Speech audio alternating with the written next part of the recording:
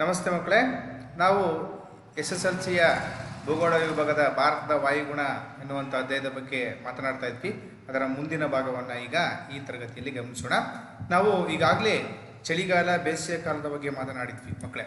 ಈಗ ನಾವು ಮಳೆಗಾಲ ವಿಚಾರವನ್ನು ಮಾಡೋಣ.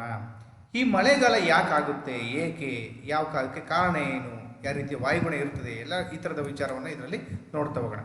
ನೋಡಿ, ಈ ಮಳೆಗಾಲವನ್ನು ನಾವು ನೈಋತ್ಯ ಮಾನ್ಸೂನ್ ಮಾರುತಗಳ ಕಾಲ ಅಂತ ಕರಿತೀವಿ. ಯಾಕೆಂದರೆ ನೈಋತ್ಯ ದಿಕ್ಕಿನಿಂದ ಅಲ್ಲಿನ ಮಾರುತಗಳು ಬರೋದ್ರಿಂದ, ಈ ಭಾಗದಿಂದ ಅಂದರೆ ನೈಋತ್ಯ ದಿಕ್ಕು, ಈ ಭಾಗದಿಂದ ಮಾರುತಗಳು ಬರೋದ್ರಿಂದ ಅದನ್ನು ನಾವು ನೈಋತ್ಯ ಮಾನ್ಸೂನ್ ಮಾರುತಗಳ ಕಾಲ ಅಂತೇಳಿ ಕರಿತೇವೆ. ಸೊ ಇಲ್ಲಿ ಬೇಸಿಗೆಯ ಕೊನೆಯ ವೇಳೆಗೆ ಉಷ್ಣಾಂಶ ಹೆಚ್ಚಾಗೋದ್ರಿಂದ, ಅಂದರೆ ಬೇಸಿಗೆ ಕಾಲ ಆಗಿ, ಅದರ ಹಿಂದಿನ ಕಾಲದಲ್ಲೇ ಬೇಸಿಗೆ ಇರುತ್ತೆ, ಆ ಬೇಸಿಗೆ ಕಾಲದಲ್ಲಿ ಉಷ್ಣಾಂಶ ಆಗಿ ಆಗಿ ಆಗಿ ಆ ಎಂಡ್ ಅಂದರೆ ಈ ಬಹುತೇಕವಾಗಿ ಮೇ ಎಂಡ್ ಟೈಮಲ್ಲಿ ಬಹುತೇಕವಾಗಿ ಮಧ್ಯಭಾಗದಲ್ಲಿ, ಅಂದರೆ ಈ ಭಾಗ ಮಧ್ಯಭಾಗ ಅಂತ ಕರಿತೀವಲ್ವ, ಈ ಭಾಗದಲ್ಲಿ ಲೋ ಪ್ರೆಷರ್ ಅಂತ ಕಾಣ್ತೀವಿ. ಅಂದರೆ ಕಡಿಮೆ ಒತ್ತಡ ನಿರ್ಮಾಣ ಆಗುತ್ತೆ. ಯಾಕೆಂದರೆ ನೋಡಿ, ಬಿಸಿಲು ಮೇಲ್ ಬಿದ್ದಾಗ ನಮಗೆ ಶಕ್ತಿ, ನೋಡಿ ನಾವೆಲ್ಲ ಮಧ್ಯಾಹ್ನ ಟೈಮಲ್ಲಿ ನಡ್ಕೊಂಡು ಹೋಗ್ತಾ ಇರ್ತೀವಿ, ಬಿಸಿಲು ಮೇಲ್ ಜಾಸ್ತಿ ಬಿದ್ದಾಗ ಏನಾಗುತ್ತೆ, ನಮಗೆ ಶಕ್ತಿ ಒಂದು ರೀತಿ ಆಯಾಸದಂಗೆ ಆಗುತ್ತೆ. ಅದೇ ರೀತಿಯ ಒಂದು ಲೋ ಪ್ರೆಷರ್ ಈ ಒಂದು ಭಾಗದಲ್ಲಿ ಉಂಟಾಗುತ್ತೆ ಮಕ್ಕಳೇ. ಇದಕ್ಕೆ ಪ್ರತಿಯಾಗಿ, ಇದರ ವಿರುದ್ಧವಾಗಿ ಈ ಭಾಗದಲ್ಲಿ ಹಿಂದೂ ಮಹಾಸಾಗರ ಈ ಭಾಗದಲ್ಲಿ ಏನಿದೆಯಲ್ಲ, ಈ ಹಿಂದೂ ಮಹಾಸಾಗರ ಈ ಒಂದು ಭಾಗದಲ್ಲಿ ಅಧಿಕ ಒತ್ತಡ ಉಂಟಾಗುತ್ತೆ. ಇವಾಗ ನೋಡಿ, ನಮಗೆ ಶಕ್ತಿ ಕುಂತಿದಾಗ ನಮಗೆ ಏನು ಬೇಕು ಅನ್ಸುತ್ತೆ ಹೇಳಿ, ನೀರು ಕುಡಿಬೇಕು ಅನಿಸುತ್ತೆ ಅಲ್ವಾ. ಸೊ ಹಂಗೆ ಅಧಿಕ ಒತ್ತಡ ಉಂಟಾಗುತ್ತೆ, ಅಂದರೆ ನಮಗೆ ಬಹುತೇಕವಾಗಿ ಒತ್ತಡ ಜಾಸ್ತಿ ಆಗ್ತಾ ಹೋಗುತ್ತೆ. ಏನಾದ್ರು ನಮ್ಗೆ ರೆಸ್ಟ್ ಬೇಕು ಅಥವಾ ನೀರು ಕುಡಿಬೇಕು, ಈ ಥರದ ಒಂದು ಒತ್ತಡ ಹಂಗಾಗುತ್ತೋ ಅದೇ ರೀತಿಯ ಒಂದು ಒತ್ತಡ ಇಲ್ಲಿ ವಿರುದ್ಧವಾದ ಈ ಹಿಂದೂ ಮಹಾಸಾಗರದ ಈ ಭಾಗದಲ್ಲಿ ಬಹುತೇಕವಾಗಿ ಅಧಿಕ ಒತ್ತಡ ಉಂಟಾಗುತ್ತೆ ಈ ಭಾಗದಲ್ಲಿ. ಹಾಗಾಗಿ ತೇವಾಂಶ ಭರಿತವಾದಂತಹ ಮಾನ್ಸೂನ್ ಮಾರುತಗಳು ಭಾರತದೆಡೆಗೆ ಏನಾಗ್ತವೆ, ಬೀಸಲಿಕ್ಕೆ ಆರಂಭವಾಗ್ತವೆ. ಯಾಕೆ ನೋಡಿ, ಅವಾಗ ಅಧಿಕ ಒತ್ತಡ ಅಂದರೆ ನಮಗೆ ನೀರು ಬೇಕು ಅಂತ ಹೆಂಗೆ ಅನಿಸುತ್ತೋ, ಕುಡಿಬೇಕು ಅನಿಸುತ್ತೋ, ಆ ರೀತಿಯಾಗಿ ಒತ್ತಡ ಇಲ್ಲಿ ಜಾಸ್ತಿ ಆಗ್ತಾ ಹೋಗುತ್ತೆ.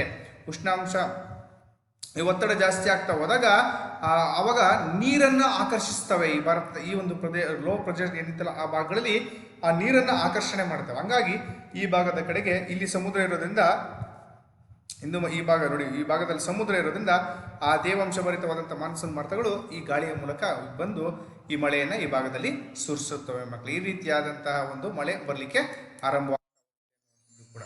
ಓಕೆ, ಈ ನೈಋತ್ಯ ಮಾನ್ಸೂನ್ ಮಳೆಗಾಲ ಏನಿದೆಯಲ್ಲ, ಈ ನೈಋತ್ಯ ಮಾನ್ಸೂನ್ ಮಾರುತಗಳನ್ನ ಈ ಮಾರುತಗಳು ಏನಾಗಿದ್ದಾವೆ, ಈ ಮಳೆಯನ್ನು ಸುರಿಸಬೇಕಾದಾಗ ಇವು ಎರಡು ಶಾಖೆಗಳಾಗಿ ವಿಂಗಡಣೆ ಮಾಡಿ ಭಾರತದ ಮೇಲೆ ಮಳೆಯನ್ನು ಸುರಿಸುತ್ತವೆ. ಆ ಶಾಖೆಗಳು ಯಾವಪ್ಪ ಅಂದರೆ ಅರಬ್ಬಿ ಸಮುದ್ರ ಶಾಖೆ ಮತ್ತು ಬಂಗಾಳ ಕೊಲ್ಲಿ ಶಾಖೆ. ವೆರಿ ವೆರಿ ಇಂಪಾರ್ಟೆಂಟ್, ನೆನ್ಪಿಟ್ಕೋಬೇಕು. ಎರಡು ಶಾಖೆಗಳಾಗಿ ವಿಭಜನೆ ಮಾಡಿ ಅದನ್ನು ತೋರಿಸ್ತೀನಿ ಮುಂದೆ. ಸೊ ಈ ಶಾಖೆಗಳಾಗಿ ವಿಭಜನೆ ಆಗಿ ಭಾರತದ ಮೇಲೆ ಮಳೆಯನ್ನು ಸುರಿಸುವಂಥ ಕೆಲಸವನ್ನು ಮಾಡ್ತವೆ. ಈ ಅರಬ್ಬಿ ಸಮುದ್ರ ಶಾಖೆಯು ಏನಿದೆಯಲ್ಲ, ಇದು ಪಶ್ಚಿಮ ಘಟ್ಟಗಳು, ಅಂದರೆ ಆರಂಭ ನೋಡಿ ತೋರಿಸಿದ್ನಲ್ಲ ಆಗಲೇ, ನಾನು ಈ ಭಾಗದಿಂದ ಬೀಳ್ತವೆ ಅಂತೇಳಿ. ಸೊ ಅಲ್ಲಿ ಪಶ್ಚಿಮ ಘಟ್ಟಗಳು ಇರೋದ್ರಿಂದ ಆ ಪಶ್ಚಿಮ ಘಟ್ಟಗಳ ಪಶ್ಚಿಮ ಭಾಗಕ್ಕೆ ಹೆಚ್ಚು ಮಳೆಯನ್ನು ಸುರಿಸುತ್ತವೆ. ಓಕೆ, ಸೊ ಅದರ ಹಿಂದಿನ ಭಾಗಕ್ಕೆ ಮಳೆ ಕಡಿಮೆ, ಅಂದರೆ ತಮಿಳುನಾಡಿದೆ ಅಲ್ಲಿ, ಆ ಭಾಗದಲ್ಲಿ ಮಳೆ ಕಡಿಮೆ ಆಗುತ್ತೆ. ಅದನ್ನು ನಾವು ಮಳೆಯ ನೆರಳಿನ ಪ್ರದೇಶ ಅಂತ ಕರಿತೀವಿ. ಈಗ ನೋಡಿ, ಮಳೆ ಈ ಕಡೆಯಿಂದ ಬೀಸ್ತದೆ ಅಂದಾಗ ನಾವು ಎದುರಿಗೆ ನಿಂತಾಗ ನಮ್ಮ ಮುಂಭಾಗ ಮಾತ್ರ ನೆನೆಯುತ್ತೆ, ಹಿಂಭಾಗ ನೆನೆಯೋದಿಲ್ಲ.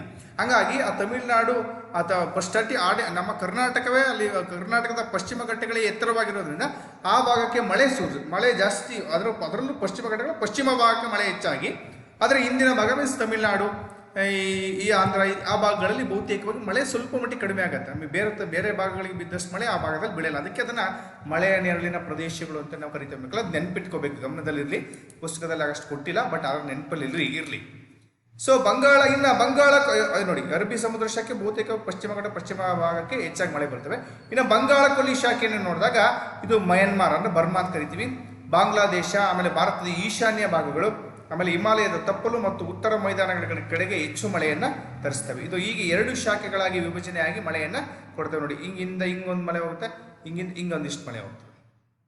ಅದಕ್ಕೆ ತೋರಿಸ್ತೇನೆ ಮುಂದೆ. ಇವಾಗ ನೋಡಿ, ಇಲ್ಲಿ ಕಾಣಿಸ್ತಾ ಇದೆಯಲ್ಲ ಮಕ್ಕಳೇ, ಮಳೆಗಾಲದಲ್ಲಿ ಮಾರುತಗಳ ಚಲನೆ ಯಾವ ರೀತಿ ಆಗ್ತದೆ ಅನ್ನುವಂಥದ್ದನ್ನು ಇಲ್ಲಿ ತೋರಿಸ್ಬೋದಾಗತ್ತೆ. ನೋಡಿ, ಅರಬ್ಬಿ ಸಮುದ್ರ ಶಾಖೆ ಇಲ್ಲಿದೆಯಲ್ಲ, ಇದು ಅರಬ್ಬಿ ಸಮುದ್ರ ಶಾಖೆ ಹಿಂಗಿಂದ ನೇರವಾಗಿ ಹಿಂಗೆ ಬೀಸಿ ಈ ಕಡೆ ಹೋಗ್ತವೆ, ಹಿಂಗೆ ಹೋಗ್ತವೆ. ಓಕೆ, ಇದೊಂದು ಭಾಗ ನೋಡಿ, ಅರ್ಧ ಭಾಗವನ್ನು ಸೀಳಿ, ಭಾರತವನ್ನು ಅರ್ಧ ಭಾಗ ಮಾಡಿಕೊಂಡ್ರೆ ಇದೊಂದು ಶಾಖೆಯಾಗಿ ಹಿಂಗೋಗಿ ಮಳೆ ಸುರಿಸ್ತವೆ. ಇನ್ನು ಬಂಗಾಳ ಕೊಲ್ಲಿ ಶಾಖೆ ನೋಡಿ, ಇಲ್ಲಿಂದ ಸಮಭಾಜಕ ವೃತ್ತವನ್ನು ದಾಟಿದ ತಕ್ಷಣ ಅದಕ್ಕೆ ಇನ್ನೂ ತುಂಬಾ ಬಹುಶಃ ಅಲ್ಲಿ ಪೆರೆಲ್ನ ನಿಯಮ ಅಂತ ಬರ್ತದೆ, ಆ ದಿಕ್ಕನ್ನು ಬದಲಾಯಿಸ್ತವೆ. ಈ ಸಮಭಾಜಕ ವೃತ್ತವನ್ನು ದಾಟಿದ ತಕ್ಷಣ ಮಾನ್ಸೂನ್ ಮಾರುತಗಳು ದಿಕ್ಕನ್ನು ಬದಲಾಯಿಸಿ ನೈಋತ್ಯ ಮಾನ್ಸೂನ್ ಮಾರುತಗಳಾಗಿ ವಿಭಜನೆ. ನೈಋತ್ಯ ನೋಡಿ, ದಿಕ್ಕು ಆ್ಯಕ್ಚುಲಿ ಹಿಂಗಿಂದ ಬಂದಿರ್ತವೆ ಮಳೆ, ಇಲ್ಲಿಂದ ಬಂದ್ಬಿಟ್ಟು ಈ ಸಮಭಾಜಕ ವೃತ್ತ ದಾಟಿದ ತಕ್ಷಣ ದಿಕ್ಕನ್ನು ಬದಲಾಯಿಸಿ ಭಾರತದ ಮೇಲೆ ಮಳೆಯನ್ನು ಸುರಿಸ್ತವೆ. ಅದರಲ್ಲಿ ನಮಗೆ ಈಗ ಇದನ್ನು ತೋರಿಸ್ತಾ ಇದ್ದೆ.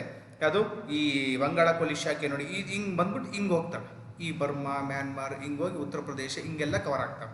ಸೊ ಒಟ್ಟಾರೆ ಇದು ಹಿಂಗಿಂದ ಹೋಗುತ್ತೆ, ಇದು ಈ ರೀತಿಯಾಗಿ ಹೋಗಿ ಹೊರಟು ಮಳೆಯನ್ನು ಸುರಿಸುವಂಥ ಮಾಡ್ತವೆ. ನೆನ್ಪಿಟ್ಕೋಬೇಕು ಮಕ್ಕಳೇ. ಸೊ ಇನ್ನು ಮಾನ್ಸೂನ್ ಮಾರುತಗಳ ನಿರ್ಗಮನ ಕಾಲ, ಇಷ್ಟು ನಮಗೆ ಮಳೆಗಾಲವನ್ನು ನೆನ್ಪಿಟ್ಕೋಬೇಕಾದ್ರೆ ನೆಕ್ಸ್ಟ್ ಮಾನ್ಸೂನ್ ಮಾರುತಗಳ ನಿರ್ಗಮನ ಕಾಲ ಅಂದರೆ ವಾಪಸ್ ಆಗ್ತಾವಂಥದ್ದು. ಈ ಮಂತ್ ನೋಡಿ ಈ ಕಡೆಯಿಂದ ಹೋಗಿರುವಂಥದ್ದು ಮಳೆಗಾಲ. ಇವಾಗಲೇ ನಮ್ಮ ಭಾರತಕ್ಕೆ ಈಗೇನು ಆರಂಭಗಳು ಹೋಗ್ತಾವೆ, ನೈಋತ್ಯ ಮಾನ್ಸೂನ್ ಮಾರುತಗಳು ಹೋಗ್ತಾವಲ್ಲ, ಅವಾಗಲೇ ನಮ್ಮ ಭಾರತಕ್ಕೆ ಅತ್ಯಂತ ಹೆಚ್ಚು ಮಳೆ ಆಗೋದು ಆ ಕಾಲದಲ್ಲಿ. 75% ಮಳೆ ಆಗೋದು ಆವಾಗಲೇ. ಅದನ್ನು ಮಳೆಗಾಲ ಬಹುತೇಕವಾಗಿ ಅದು ನೋಡ್ರಿ ಮುಂಗಾರು ಮಳೆಗಾಲ ಅಂತ ಕರಿತಾರೆ ನೋಡ್ರಿ. ಮುಂಗಾರು ಬೀಸುತ್ತದೆ ಅಂತ ಕೇಳ್ಬಿಟ್ಟಿರ್ತೀರಿ ನೀವು. ಅದಂದ್ರೆ ಮುಂಗಾರು ಅಂದರೆ ಆರಂಭದಲ್ಲಿ ಬೀಸೋದ್ರಿಂದ ನಾವು ಮುಂಗಾರು ಮಳೆಗಾಲ ಅಂತ ಕರಿತೀವಿ. ಇದನ್ನು ಬಹುತೇಕವಾಗಿ ಹಿಂಗಾರು ಮಳೆಗಾಲ ಅಂತ ಕರಿತೇವೆ ಅಂತ ಆಗಲೇ ಹೇಳಿದ್ದೆ ನಾನು ನಿಮಗೆ. ಮಾನ್ಸೂನ್ ಮಾರುತಗಳು ನಿರ್ಗಮನ ಕಾಲ ಅಥವಾ ಹಿಂಗಾರು ಮಳೆಗಾಲ ಅಂದರೆ ಇದು ಆ ಕಡೆಯಿಂದ ವಾಪಸ್ ಬರ್ತಾವೆ. ಹಂಗಾಗಿ ಅದನ್ನೇ ನೋಡಿ, ಈ ಕಡೆಯಿಂದ ಹೋದ್ರೆ ನೈಋತ್ಯ ಮಾನ್ಸೂನ್ ಮಾರುತಗಳ ಕಾಲ ಅಥವಾ ಮುಂಗಾರು ಮಳೆಗಾಲ, ವಾಪಸ್ ಆ ಕಡೆಯಿಂದ ಬಂದರೆ ನಿರ್ಗಮನ ಕಾಲ ಅಂತ ಕರಿತೀವಿ ಅದನ್ನು. ಈ ನೋಡಿ ನೈಋತ್ಯ ಮಾನ್ಸೂನ್ ಮಾರುತಗಳು ಅಕ್ಟೋಬರ್ನಿಂದ ಹಿಮ್ಮೆಟ್ಟಲು ಪ್ರಾರಂಭಿಸ್ತವೆ. ಕಾರಣ ಯಾಕೆ ವಾಪಸ್ ಹಿಮ್ಮೆಟ್ಟಲಿಕ್ಕೆ ಕಾರಣ ಏನು ಅಂತಂದು ನೋಡೋದಾದ್ರೆ, ಅಕ್ಟೋಬರ್ ತಿಂಗಳ ಕೊನೆಯಲ್ಲಿ ಭಾರತದ ಒಳನಾಡಿನಲ್ಲಿ ಉಷ್ಣತೆ ಕಡಿಮೆಯಾಗಿ ಒತ್ತಡ ಏನಾಗಿರುತ್ತೆ ಹೆಚ್ಚಾಗಿರುವುದರಿಂದ ನೋಡಿ ಉಷ್ಣತೆ ಕಡಿಮೆ ಆದಾಗ ಏನಾಗುತ್ತೆ, ಒತ್ತಡ ಹೆಚ್ಚಾಗುತ್ತೆ. ಓಕೆ, ಉಷ್ಣತೆ ಹೆಚ್ಚಾದಾಗ ಒತ್ತಡ ಕಡಿಮೆ ಆಗುತ್ತೆ, ನೆನ್ಪಿಟ್ಕೋಬೇಕು. ಓಕೆ, ಸೊ ನೈಋತ್ಯ ಮಾನ್ಸೂನ್ ಮಾರುತಗಳು ಹಿಮ್ಮೆಟ್ಟಲಿಕ್ಕೆ ಆರಂಭ ಆಗ್ತವೆ. ಇದೇ ಈ ರೀಸನ್ ಕಾರಣ. ಅಂದ್ರೆ ಏನಾಗುತ್ತೆ, ಅಲ್ಲಿ ಒತ್ತಡ ಹೆಚ್ಚಾಗುತ್ತೆ ಭಾರತದಲ್ಲಿ. ಉಷ್ಣತೆ ಏನಾಗುತ್ತೆ, ಉಷ್ಣತೆ ಯಾಕೆ ಕಡಿಮೆ ಆಗುತ್ತೆ ಅಂದ್ರೆ ಮಳೆ ಬಿದ್ದಿರುತ್ತಲ್ವಾ, ತಂಪಾಗುತ್ತೆ ಆ ಭಾಗ.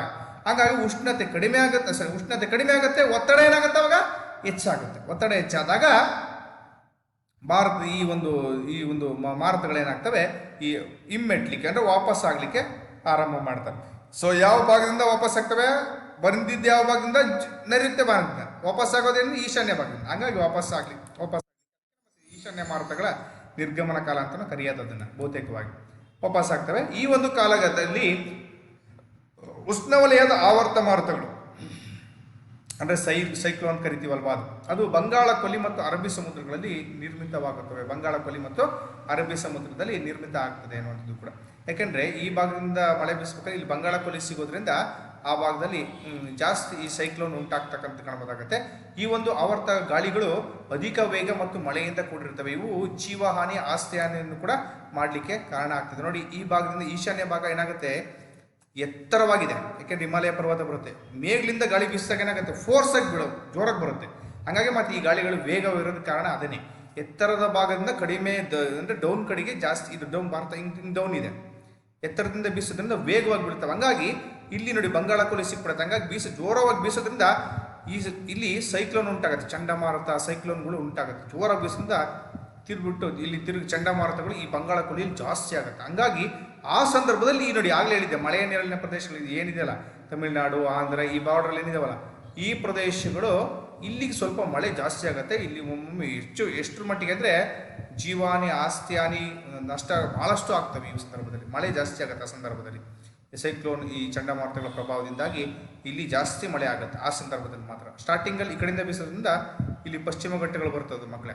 ಹಂಗಾಗಿ ಈ ಪ್ರದೇಶ ಕಡಿಮೆ ಇರ್ತದೆ. ಆವಾಗ ಈ ವಾಪಸ್ ಬರಬೇಕಾದಾಗ ಮಾತ್ರ ಈ ಭಾಗದಲ್ಲಿ ಏನಾಗಿರುತ್ತೆ ಮಕ್ಕಳೇ, ಜಾಸ್ತಿ ಚಂಡಮಾರುತಗಳು, ಸೈಕ್ಲೋನ್ ಉಂಟಾಗಿ ಆಸ್ತಿ ಪಾಸ್ತಿ ನಷ್ಟ ಆಗತಕ್ಕಂಥದ್ದನ್ನು ಗಮನಿಸ್ಬೋದು. ನೋಡಿ, ಅದಕ್ಕೆ ಸಂಬಂಧಪಟ್ಟ ಚಿತ್ರಗಳು. ಈಗ ಉದಾಹರಣೆ ಚೆನ್ನೈ ಅಲ್ಲೆಲ್ಲ ನೋಡಿರ್ತೀರಿ, ಆಂಧ್ರ ಆ ಭಾಗಗಳಲ್ಲಿ ಕೊಡುತ್ತೆ. ಹಂಗಾಗಿ ಕುಂಭದ್ರೋಣ ಮಳೆ ಅಂತವೆಲ್ಲ ಕರಿತೀವಿ ಅವನ್ನೆಲ್ಲವೂ ಕೂಡ. ಸೊ ಅಂಥ ಮಳೆಗಳು ಜಾಸ್ತಿ ತೊಂದರೆಗಳನ್ನ ಕೊಡುತ್ತೆ. ಸೊ ಇಷ್ಟು ನಮಗೆ ವಿಭಾಗಗಳನ್ನ ಗಮನಿಸ್ಬೋದು ಮಕ್ಕಳೇ. ಈಗ ನೆಕ್ಸ್ಟ್ ನಾವು ಮಳೆಯ ಹಂಚಿಕೆಯ ಆಧಾರದ ಮೇಲೆ ಭಾರತವನ್ನು 3 ವಿಭಾಗಗಳಾಗಿ ವಿಂಗಡಣೆಯನ್ನು ಮಾಡ್ತೇವೆ. ಈ ಹಂಚಿಕೆ, ಮಳೆ ಯಾವ ಭಾಗದಲ್ಲಿ ಎಷ್ಟೆಷ್ಟು ಬೀಳುತ್ತೆ ಅವುಗಳ ಹಂಚಿಕೆಯನ್ನು ಆಧಾರವಾಗಿ ಇಟ್ಕೊಂಡು 3 ವಿಭಾಗಗಳಾಗಿ ವಿಭಜನೆಯನ್ನು ಮಾಡಿದ್ದೇವೆ. ಮಳೆ ಹಂಚಿಕೆಯನ್ನು ವಿಭಜನೆ. ಒಂದನೇದು ಕಡಿಮೆ ಮಳೆ ಬೀಳುವ ಪ್ರದೇಶ, ಸಾಧಾರಣ ಮಳೆ ಬೀಳುವ ಪ್ರದೇಶ ಮತ್ತು ಅಧಿಕ ಮಳೆ ಬೀಳುವ ಪ್ರದೇಶ. ಮಳೆಯ ಹಂಚಿಕೆಯನ್ನು ನೋಡೋದಾದ್ರೆ ಮೊದಲನೇದು ಕಡಿಮೆ ಮಳೆ ಬೀಳುವ ಪ್ರದೇಶ. ಇದು 50 ಸೆಂಟಿಮೀಟರ್ಗಿಂತ ಕಡಿಮೆ ಮಳೆಯನ್ನು ಬೀಳುವಂಥ ಪ್ರದೇಶಗಳನ್ನು ಗಮನಿಸ್ಬೋದಾಗ್ತದೆ. ಇಲ್ಲಿ ಬಹುತೇಕ ನೋಡಿ ಪಂಜಾಬ್, ಹರಿಯಾಣ, ರಾಜಸ್ಥಾನ ಈ ಭಾಗಗಳಲ್ಲಿ ಜಾಸ್ತಿ ಕಂಡುಬರೋದು.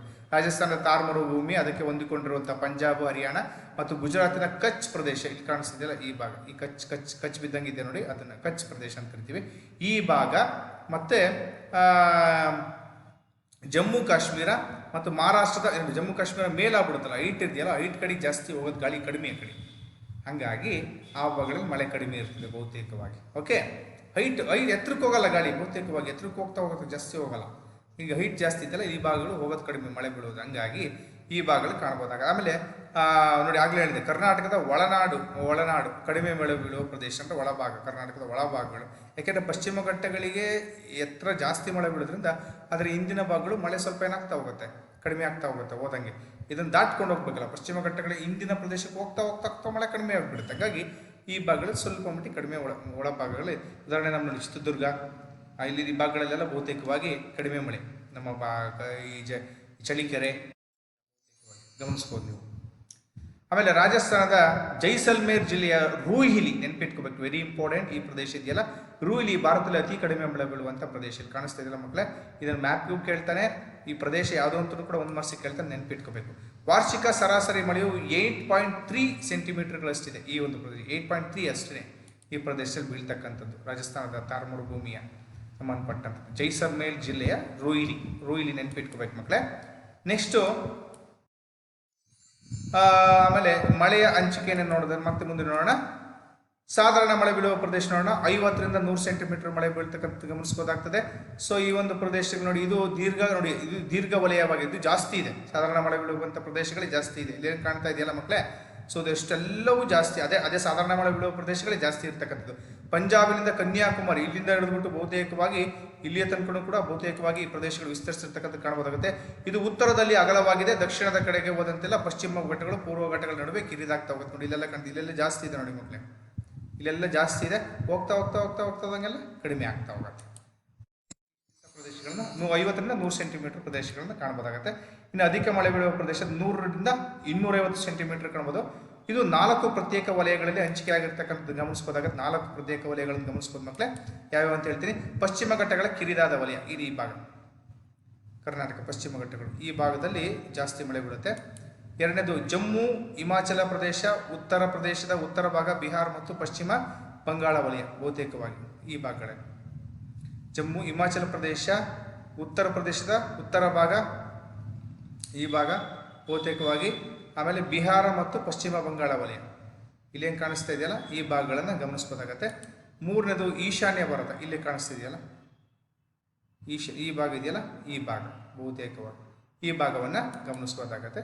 ಆಮೇಲೆ ಪಶ್ಚಿಮ ಸಮುದ್ರ ತೀರ ಪ್ರದೇಶ, ಓಕೆ, ಈ ಭಾಗ ಇದು ಕೋಸ್ಟಲ್ ಏರಿಯಾ ಇದೆಯಲ್ಲ ಇದು ತೀರ ಪ್ರದೇಶ. ಓಕೆ, ಇಷ್ಟು ಪ್ರದೇಶಗಳನ್ನ ಮಾಡ್ಬೋದು, ಬಹುತೇಕವಾಗಿ ಮಾಡ್ಬೋದಾಗತ್ತೆ. ಸೊ ಮೇಘಾಲಯದ ಮಾಸಿನ್ರಮ್ ದೇಶದಲ್ಲಿ ಅತ್ಯಧಿಕ ಮಳೆ ಬೀಳುವಂತಹ ಪ್ರದೇಶ, ಇಲ್ಲಿ ಕಾಣಿಸ್ತಾ ಇದೆಯಲ್ಲ ಈ ಭಾಗವನ್ನು ಕಾಣಬಹುದಾಗುತ್ತೆ. ಇದು ಅತ್ಯಂತ ಹೆಚ್ಚು ಮಳೆ ಬೀಳುವ ಮೇಘಾಲಯದ ಮಾಸಿನ್ರಮ್, ವೆರಿ ಇಂಪಾರ್ಟೆಂಟ್, ನೆನ್ಪಿಟ್ಕೋಬೇಕು. ಮಾಸಿನ್ರಮ್ ಇದು ಅತ್ಯಂತ ಹೆಚ್ಚು ಮಳೆ ಬೀಳುವಂಥ ಪ್ರದೇಶ ನೋಡಿ, ಮಾಸಿನ್ರಮ್. ಸೊ ಅತ್ಯಂತ ಈ ಒಂದು ಭಾರತದಲ್ಲಿ ಈ ಭಾಗದಲ್ಲಿ ಬೀಳುತ್ತೆ. ಆಮೇಲೆ ನೈಋತ್ಯ ಮಾನ್ಸೂನ್ ಮಾರುತಗಳು ಒಂದು ವಿಧದಲ್ಲಿ ದೇಶದ ವ್ಯವಸಾಯವನ್ನು ನಿಯಂತ್ರಿಸುತ್ತದೆ. ಯಾಕೆ ಅಂದರೆ ಹೆಚ್ಚು ಮಳೆ ಬಿದ್ದರೆ ನಮಗೆ ವ್ಯವಸಾಯ ಅಲ್ವಾ ಮಕ್ಕಳೇ, ಹಾಗಾಗಿ ಇದು ಬಹುತೇಕ ದೇಶದ ವ್ಯವಸಾಯವನ್ನು ಇದು ನಿರ್ವಹಿಸುತ್ತೆ ಅನ್ನುವಂಥದ್ದು.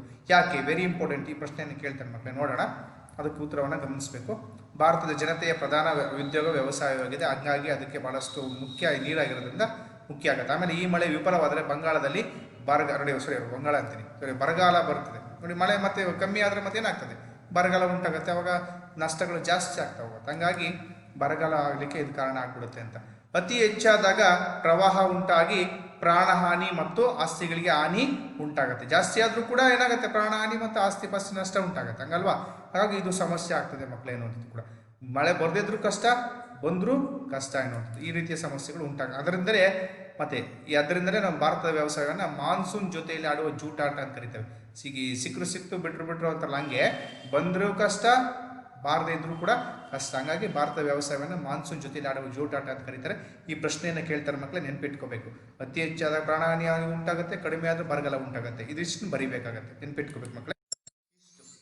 ಇಲ್ಲಿಗೆ ಈ ಒಂದು ಪಾಠದಲ್ಲಿ ಬರ್ತಕ್ಕಂಥ ಎಲ್ಲ ಅಂಶಗಳು ಮುಕ್ತಾಯ ಆಗುತ್ತೆ. ಇಲ್ಲಿಗೆ ಈ ಪಾಠ ಮುಕ್ತಾಯ ಆಗುತ್ತೆ. ಧನ್ಯವಾದಗಳು. ಈಗ ಕೆಲವೊಂದು ಪ್ರಶ್ನೆಗಳನ್ನ ಹೇಳ್ತೀನಿ, ಮನೆಯಲ್ಲಿ ಉತ್ತರವನ್ನು ಬರ್ಕೊಂಡ್ಬರ್ಬೇಕಾಗತ್ತೆ ಮಕ್ಕಳೇ. ಸೊ ಭಾರತದ ಮಳೆಗಾಲವನ್ನು ವ್ಯವಸಾಯದೊಂದಿಗೆ ಆಡುವ ಜೂಟಾಟ ಎಂದು ಕರೆಯುತ್ತಾರೆ, ಏಕೆ? ಒಂದು. ಎರಡನೇದು, ಭಾರತದ ವಾಯುಗುಣದ ಮೇಲೆ ಪ್ರಭಾವ ಬೀರುವಂಥ ಅಂಶಗಳು ಯಾವುವು? ಇಷ್ಟು ಅಂಶಗಳು, ಈ ಪ್ರಶ್ನೆಗಳನ್ನು ಬರ್ಕೊಂಬರ್ಬೇಕು. ಇಲ್ಲಿಗೆ ಈ ಪಾಠವನ್ನು ಮುಕ್ತಾಯಗೊಳಿಸ್ತೀನಿ. ಧನ್ಯವಾದಗಳು. ಯಾವುದೇ ಡೌಟ್ ಇಲ್ಲ ಅಂತ ಅಂದ್ಕೊಳ್ತೀನಿ. ಧನ್ಯವಾದಗಳು.